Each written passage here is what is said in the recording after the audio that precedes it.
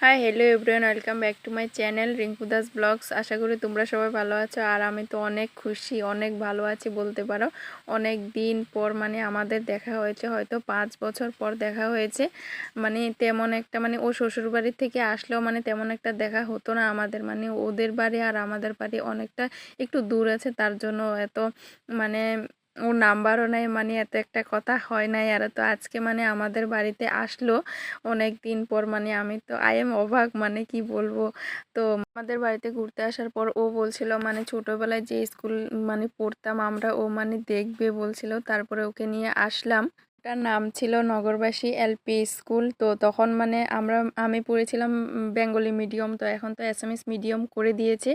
আর দেখো অনেক স্মৃতি মনে পড়ছিল স্কুল যাওয়ার পর। অনেক কান্না, আমি তো বহুত কান্না করেছিলাম।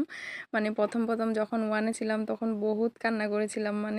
ওইগুলো কথা অনেকবার মনে পড়ছিল। তো ও বলছিল, আমার বান্ধবী বলছিল এখন আবার স্কুলে অ্যাডমিশন নিতে ইচ্ছা করছে বলে।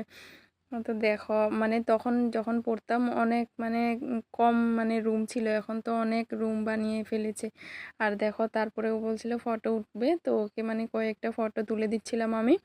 তারপরে বলতে বলতে চলে আসলাম। ও তো অনেক লজ্জাই করে ফটো উঠলে, অনেক দিন পর এসেছে তো, তাই কেউ দেখলে ওর লজ্জা পায়। আগে যখন স্কুলে যেতাম তখন ভাবতাম কবে স্কুল লাইফটা শেষ হবে, কবে কলেজ লাইফটা শেষ হবে।